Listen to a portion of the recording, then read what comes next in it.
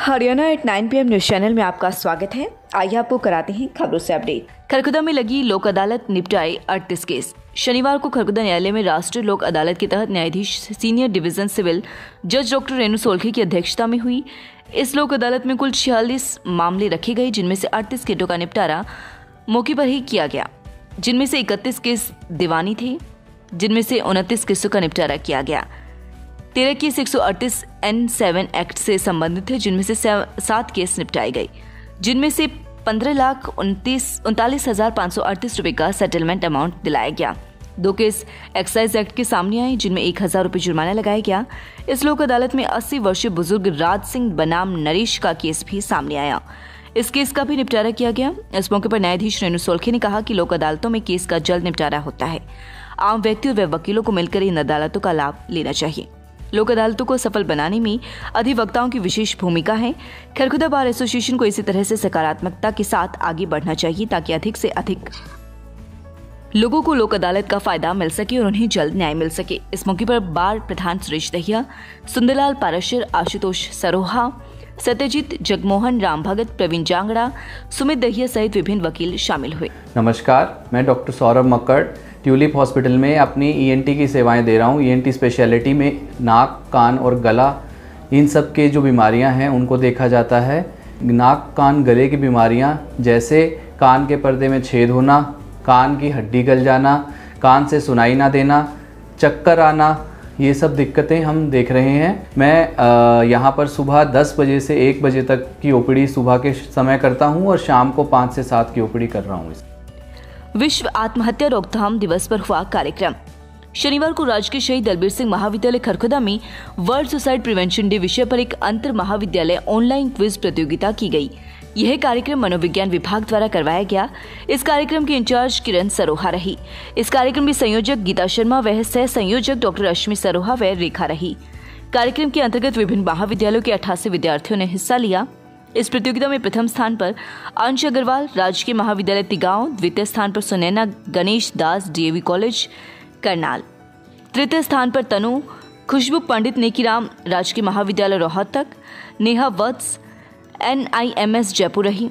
इस कार्यक्रम में संगीता मान, नमिता परविश व अन्य स्टाफ सदस्यों का सहयोग रहा। इस अवसर पर इंचार्ज किरण सरोहा ने कहा कि इस तरह की क्विज प्रतियोगिताओं से मानसिक विकास होता है। इन प्रतियोगिताओं में बढ़ चढ़कर भाग लेना चाहिए। गोपालपुर गांव में एक क्षतिग्रस्त खंभा पिछले काफी समय से खड़ा हुआ है, जिसे बिजली निगम द्वारा बदला नहीं जा रहा। शनिवार को इस खंभे में करंट आया हुआ था। वह पशुपालक दीपक की भैंस वहां से गुजर रही थी, जो खंभे की चपेट में आने से मर गई।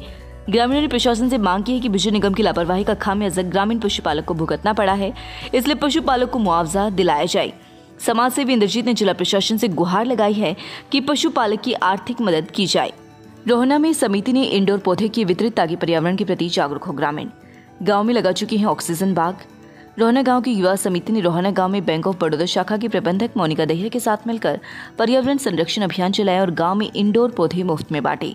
इस मौके पर बड़ौदा बैंक शाखा प्रबंधक मोनिका दहिया ने कहा कि हर व्यक्ति को शुद्ध ऑक्सीजन की आवश्यकता होती है, जो प्रकृति ने हमें मुफ्त में उपलब्ध करवाई हुई है, जो हमें वृक्षों के माध्यम से सीधी मिलती है। ऑक्सीजन के बिना जीवन की कल्पना भी नहीं की जा सकती। ऑक्सीजन का मुख्य स्रोत पेड़ पौधे ही हैं, इसलिए हर व्यक्ति का ये दायित्व है कि वह अधिक से अधिक पेड़ पौधे लगाए। उन्होंने ग्रामीण महिलाओं से भी अपील की है कि वे इस कार्यक्रम में आगे आएं और पौधारोपण को बढ़ावा दें, ताकि आने वाली पीढ़ियों को हम कम से कम शुद्ध ऑक्सीजन तो मुहैया करवा ही सकते हैं। पर्यावरण संरक्षण के प्रति युवा समिति व ट्रीमैन देवेंद्र सुरा के प्रयास भी बहुत ही सराहनीय रहे हैं, जिससे समाज को एक दिशा मिलने में सहयोग रहा है। उन्होंने बैंक स्टाफ व रोहना गांव के ग्रामीणों को शुभकामनाएं दी और अधिक से अधिक पौधारोपण के प्रति प्रेरित किया। बरसात में रिढ़ाव गांव का जोहड़ हुआ ओवरफ्लो, गलियों व घरों तक पहुंचा पानी। खरखुदा में शनिवार को हुई तेज बारिश के कारण विभिन्न स्थानों पर जलभराव की समस्या तो सामने आई ही, रिढ़ाव गांव का एक जोहड़ भी ओवरफ्लो होने से गांव की गलियों में भारी मात्रा में पानी जमा हो गया, जिससे ग्रामीणों को काफी परेशानी का सामना करना पड़ा। कई घरों में पानी जमा हो गया है। ग्रामीणों ने प्रशासन से मांग की है कि पानी निकासी के पुख्ता इंतजाम किए जाएं। आज सुबह 8 बजे से लेकर शाम 5 बजे तक सोनीपत जिले में हुई बारिश का विवरण इस प्रकार से है। सोनीपत में 56 mm बारिश दर्ज की गई, गन्नौर में 20 mm, गोहाना में 102 mm बारिश, खरखुदा में 76 mm बारिश दर्ज की गई, खानपुर कला में 43 mm बारिश, राय में 88 mm बारिश दर्ज की गई। स्वागत है आपका Saini health care pharmacy, a complete health care centre में। हमारे यहाँ अंग्रेजी, देसी व पशुओं की दवाइयाँ, cosmetics, green tea, surgical items, हर प्रकार की vaccine, food supplements, trimmer, hair dryer आदि, wheelchair, thermometer, nebuliser, sugar machine wholesale rate पर मिलती है। तो ये चाना के पौधे पे चाना नहीं लगाया भाई, गवावा कटरी।